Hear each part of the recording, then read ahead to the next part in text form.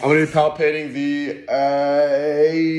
the adductor pollicis.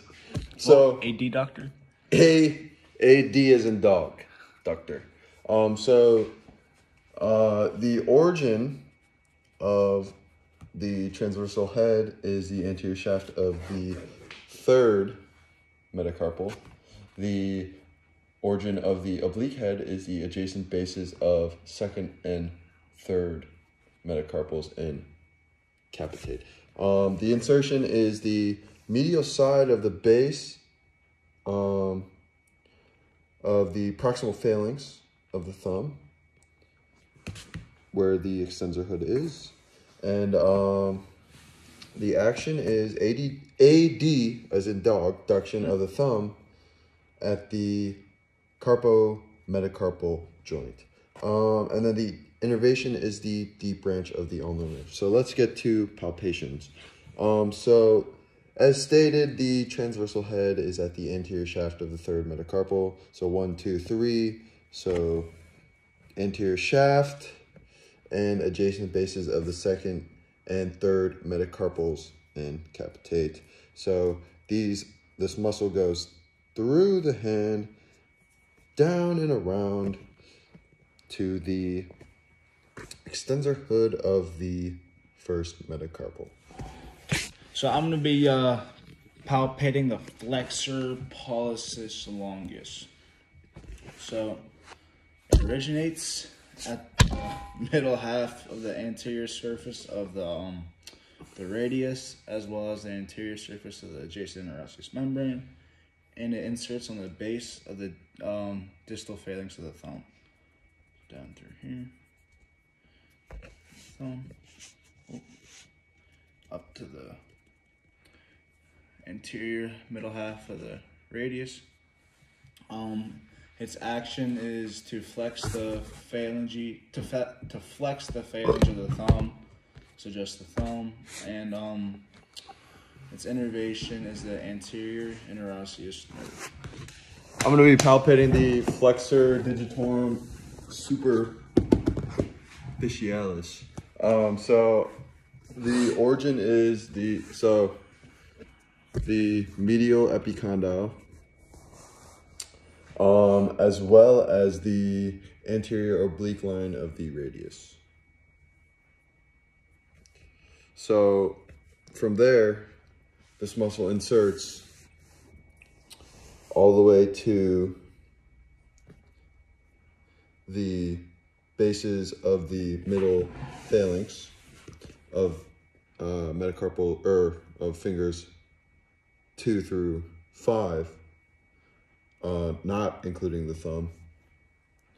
And the actions of this muscle includes flexion of the PIP joint,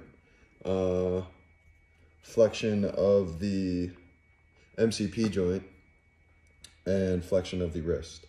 And then the nerve, or the innervation of this muscle is the median nerve. Okay, so I'm going to be palpating the extensor pollicis longus. It originates on the posterior surface of the ulna and adjacent interosseous membrane, and it inserts down in the dorsal base of the distal phalanx of the thumb. So here, down to the distal phalanx of the thumb, up to the posterior surface of the ulna. Its action is extension of the thumb at all the joints, and its innervation is the deep interosseous nerve. I'm going to be palpating the extensor indicus. So the origin is the posterior surface of the ulna and adjacent the interosseous membrane. So here, and it inserts on the extensor hood of the index finger, and the action is extension of the index finger, and then the innervation is posterior interosseous nerve. Okay, so I'm going to be palpating the third muscle of the thenar eminence, which is the flexor pollicis brevis. The origin of the superficial head is at the distal border of the flexor retinaculum, the tubercle of the trapezium. And the origin of the deep head is the trapezoid and capitate bones, palmar ligaments of the distal carpal bones. And it inserts on the radial aspect of the base of the proximal phalanx of the thumb, like through here.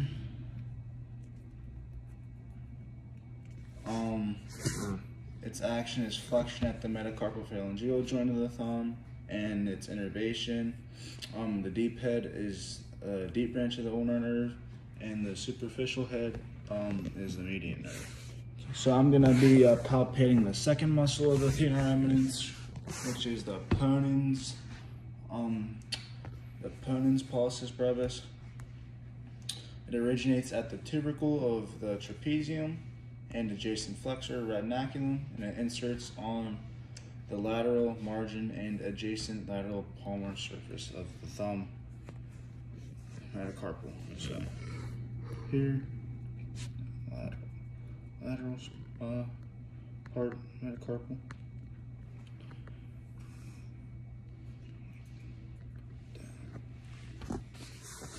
Okay, I'm gonna be palpating the muscles that compose the thenar eminence. The first one is the abductor pollicis brevis. It originates at the tubercles of the scaphoid and trapezium. There. And it inserts on the radial side of the base of the proximal phalanx of the thumb, and the extensor hood. So down through here, there, and its action is abduction of the thumb at the metacarpophalangeal joint. Also assists in opposition and extension, and its innervation is a recurrent branch of the median nerve. I'm going to be palpating the muscle belly of the extensor muscle. So start at the lateral epicondyle, and the origin insertion varies from extensor muscle to extensor muscle, as well as the actions and the innervations. So yeah, in this just general area from the lateral epicondyle on the dorsal side of the forearm all the way to the metacarpals here. And there's some that originate at the lateral supracondylar ridge as well, and insert at the metacarpals. So I'm going to be palpating the extensor carpi ulnaris. It originates at the lateral epicondyle, and it inserts down onto the tubercle on the metacarpal on the little finger. So start at the origin here, go down to the insertion, and its action is to extend and abduct the wrist, and its innervation is the posterior interosseous nerve. Okay, I'm gonna be palpating the extensor carpi radialis brevis. It originates at the lateral condyle of the humerus, and it inserts on the base of the third metacarpal. So the lateral condyle here, and then down to the base of the third metacarpal. And its action is to extend and abduct at the wrist, and its innervation is the deep branch of the radial nerve. Alright, so I'm going to be palpating the extensor carpi radialis longus. It originates at the distal part of the supracondylar ridge, and it inserts on the dorsal base of the second metacarpal. So I'm gonna palpate it. You like face me? Yeah.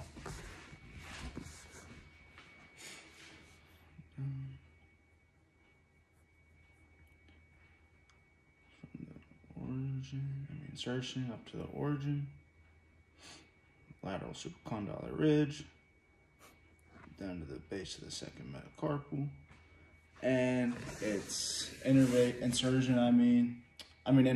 is the radial nerve, and its action is extension and abduction at the wrist. Good. I'm going to be palpating the TFCC, so...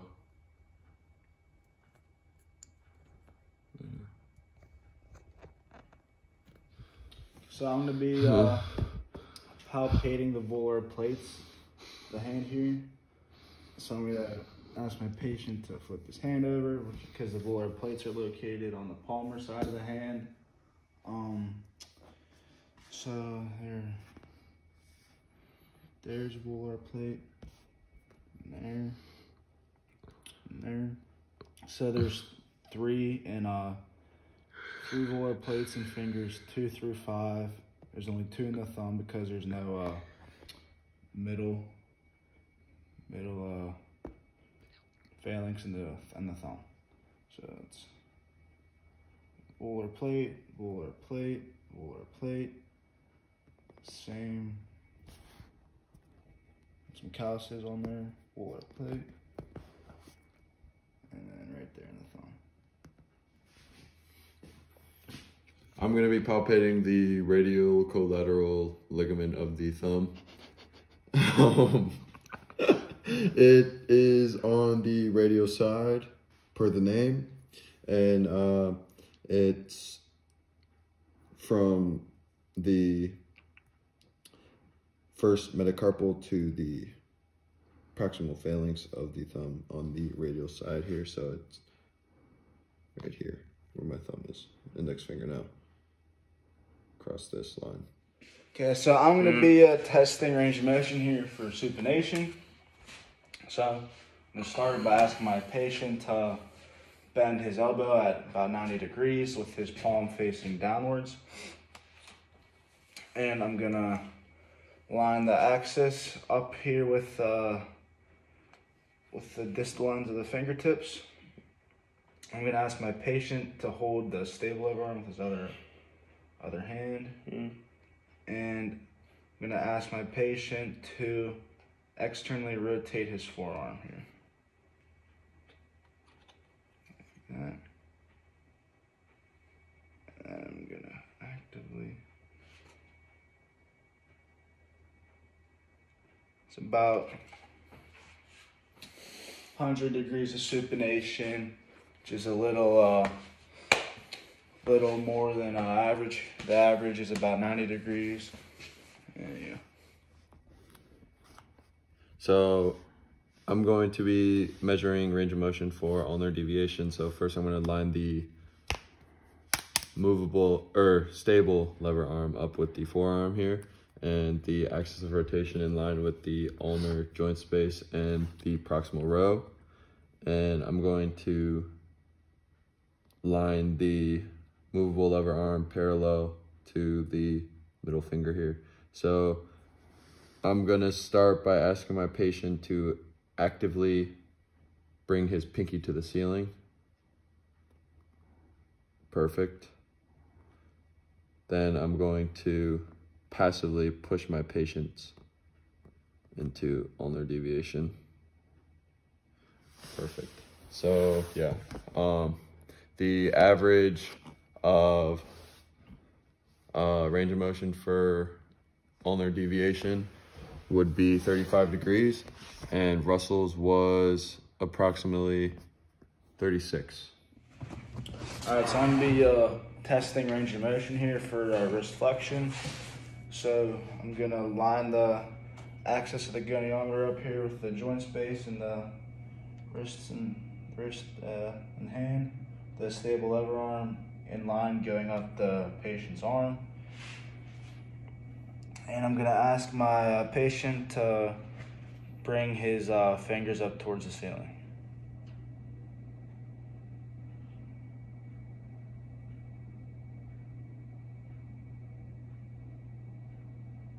So that's about 90 degrees range of motion there with wrist flexion, and average range of motion for wrist flexion is about 80 to 90 degrees. 80 to 90 degrees, so yeah. I'm gonna be passively, I'm gonna have my patient put his wrist into wrist extension, but passively to, this is another fracture test for the scaphoid. So I'm gonna stabilize here, stabilize the arm right here, and have my patient push up against me while I push down. This is a passive movement here into wrist extension. So that's fracture testing the scaphoid. A pain in this, right in this area of the snuff box, would indicate a positive test. Okay, so I'm gonna be doing the fracture test for the distal ends of the fingers here. So I'm gonna tap on each distal end.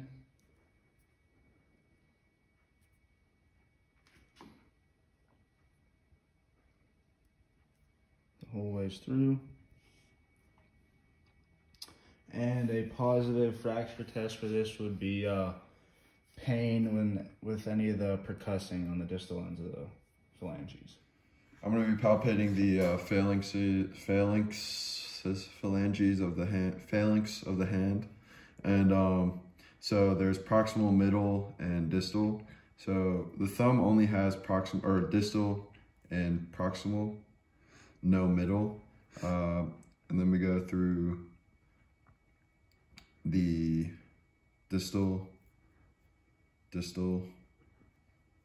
middle, proximal, distal, middle, proximal, distal, middle, proximal, distal, middle, proximal. Okay, so I'm going to be palpating the PIP joints here, which PIP joints are in fingers 2 through 5. They're not in the thumb. So, right here, right there, the index finger, and then the middle finger, right here, ring finger, there, and the thumb, not the thumb, the pinky, there. Russell, I'm going to be palpating your metacarpals here. So you have 5 of them. So first one is your thumb. Palpate all the way down. Second one is first finger, or index finger. Third is your middle finger. Fourth is ring finger. And then 5th is your pinky. A little bit in your phone. Okay, so I'm gonna be palpating the handmaid here. And the handmaid articulates with the 4th and 5th metacarpals. So I'm gonna go down here. I find it right there. And palpate. Handmaid. Russell, I'm going to be palpating your trapezoid. So first I'm going to start by finding the lunate. This very prominent bump right here when the hand is like that. And in line with the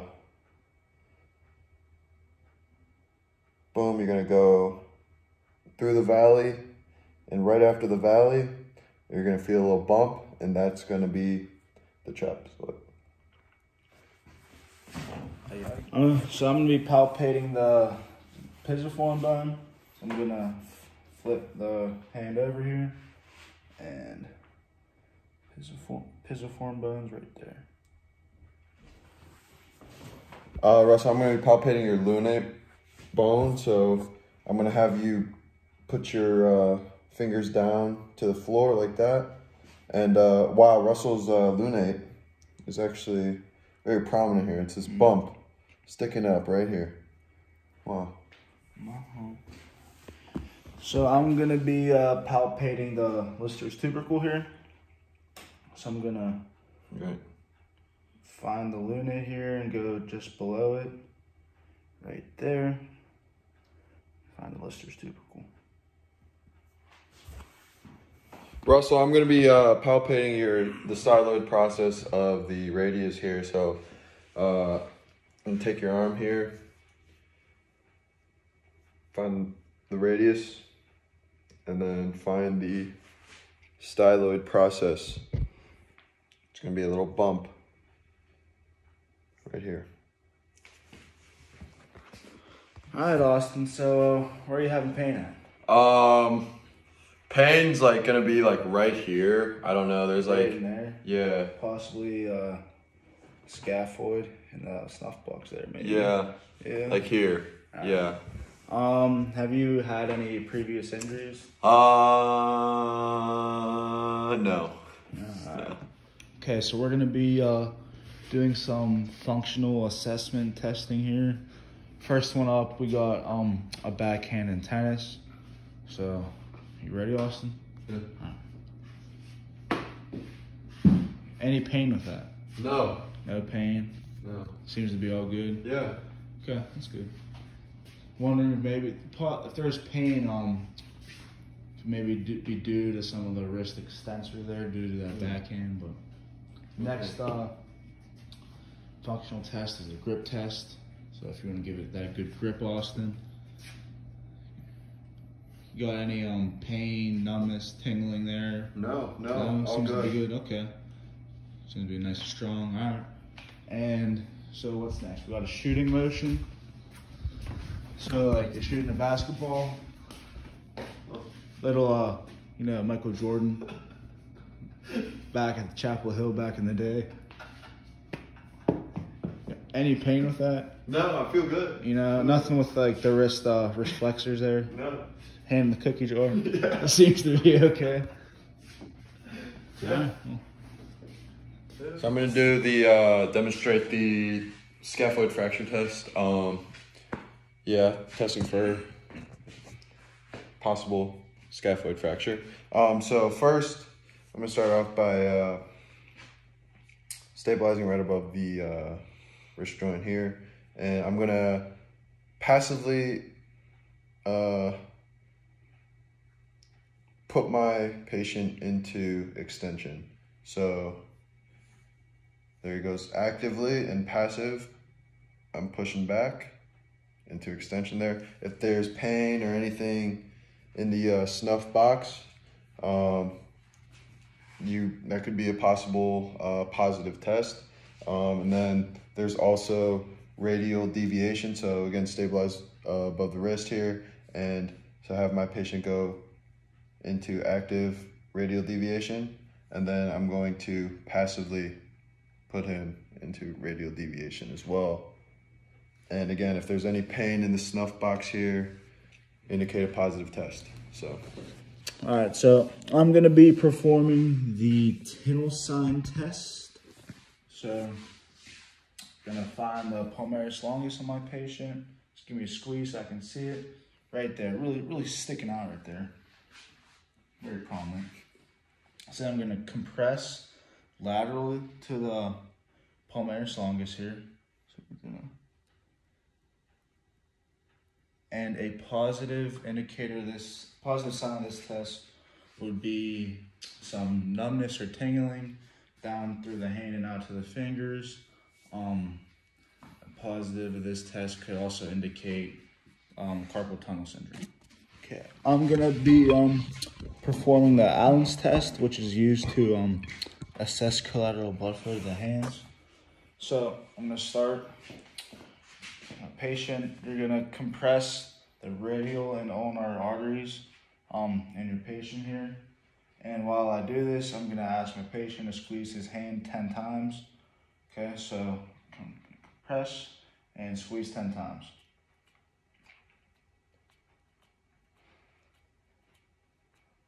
Or release. One by one, see the color return back into the hand.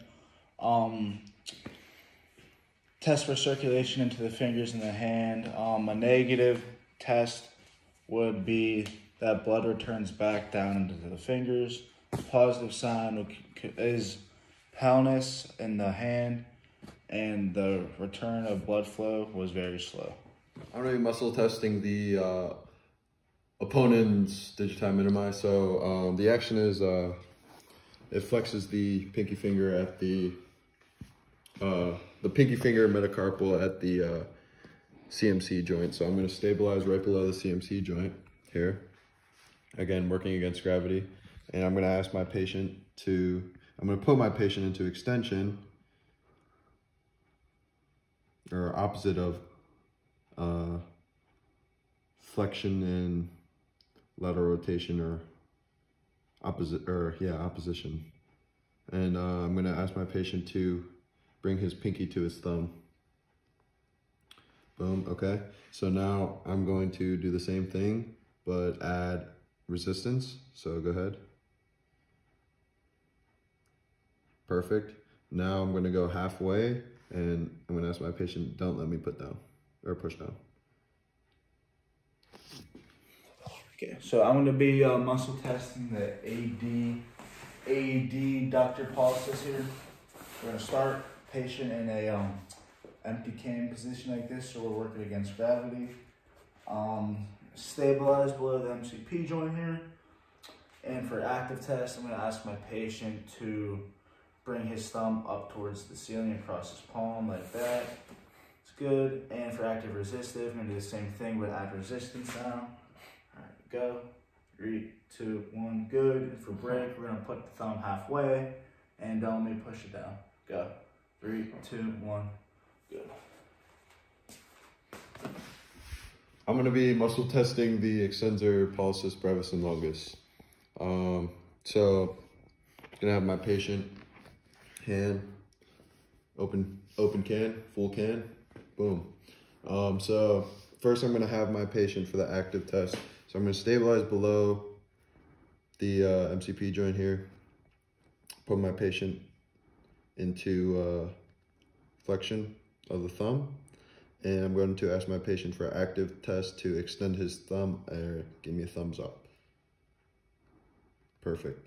Next, for active resistive, I'm going to put him into flexion again and resist him while he pushes up. Perfect. Next, I'm going to break test, so right in the middle, and don't let me push down. All right, so I'm gonna be muscle testing the interossi palmaris here. So we're gonna start patient's hand hanging off the table here, elbow supported. Doing this so we can work against gravity. I'm gonna start patient thumb pointing up. I'm gonna ask my patient to spread his fingers apart so they're in an abducted position. And I'm gonna ask my patient to bring his pointer finger and middle finger together to touch for the active test. And for active resistive, I'm gonna add resistance, so do the same thing. Go, 3, 2, 1, good. And for break, try to push down. Don't let me push your fingers out. Go, 3, 2, 1, good. And that was for second and third phalanges. So I'm gonna ask my patient to flip his hand over, the pinky pointed up, fingers spread open here to test for the 4th and 5th and 3rd and 4th fingers. So can you touch your pinky and ring finger together like that for active? All right, active resistive. Do the same thing, but with resistance. Go, 3, 2, 1, good. And break, don't let me push your fingers out. Go, 3, 2, 1, good. And for the 3rd and 4th, you do the same thing like I just showed. Go. I'm gonna be muscle testing the lumbricals here, so I'm gonna have my patient with his palm up, going against gravity. And I'm going to stabilize right above the MCP joints. And I'm going to put my patient into extension. And for the active test, I'm gonna have my patients bring his fingers towards him. And then I'm going to, for active resistive, put my patient again into extension and place the resistance on the proximal phalanx. Go, 3, 2, 1. Boom, perfect. And for break, I'm gonna keep him in the middle, do the same thing. Ready, go, 3, 2, 1. Perfect. Muscle testing the extensor digiti minima here. So I'm gonna start by having my patient, his elbow fully extended. And then I'm gonna stabilize right above the MCP joint down here. And I'm gonna ask my patient to just flex his extend his pinky finger up towards the ceiling, just like that. Okay, now that was the active, and for active resistive, I'm gonna give him some resistance now. All right, so do the same thing and point your pinky up towards the ceiling, go. All right, and for break, I'm gonna have him up halfway, and don't let me push your pinky down, go. 2, 1. I'm gonna be muscle testing the flexor digitorum superficialis. So I'm gonna have my patient with his arm on the table like so, and we are going to be working against gravity here, just like any other muscle test. So we're going to have my patient palm up. So usually you would do fingers 2 through 5 each separately, but in this instance, or in this duration of time, we'll be only doing the middle finger. So I'm gonna start by stabilizing right below the PIP joint. And so for the active test, I'm going to have my patient bring his middle finger to himself. Perfect. This is flexion. So that's great. So I'm going to put my patient into an extended position.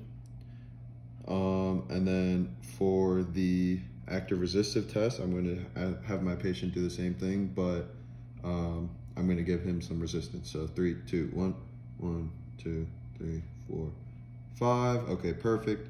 And for break, I'm going to keep him in the middle and have him not let me push down. So ready, 3, 2, 1, go. 1, 2, 3, 4, 5. Perfect. All right, so I'm gonna be muscle testing the wrist extensors here. So first, I'm gonna stabilize the wrist here, and I'm gonna ask my patient to flex his wrist and put his fingers pointing down towards the floor to create the active length tension relationship here. So for the active test, I'm gonna ask my patient here to raise his hand and point his fingers up towards the ceiling, like that. So for active resistive, I'm gonna do the same thing, but resist and go. 5, 4, 3, 2, 1. All right, and break. I'm gonna put my patient halfway up, and don't let me push your hand down. Go. 5, 4, 3, 2, 1. I'm gonna be ligamentous testing the radial and ulnar collateral ligaments of the wrist. So first I'm gonna stabilize right above the joint, grab my patient's hand, and I'm going to put him into ulnar deviation, or force his wrist into ulnar deviation to test the radial collateral ligament of the wrist. And then I'm gonna go to radial deviation to test the ulnar collateral ligament of the wrist, and then force that. And positive sign would be no endpoint or pain. So I'm gonna be ligamentous testing the volar plates here. So I'm gonna bring the volar plates back into extension. So starting with the thumb, there's 2 in the thumb. Nice. And down here. And then we'll move on to the rest of the phalanges here.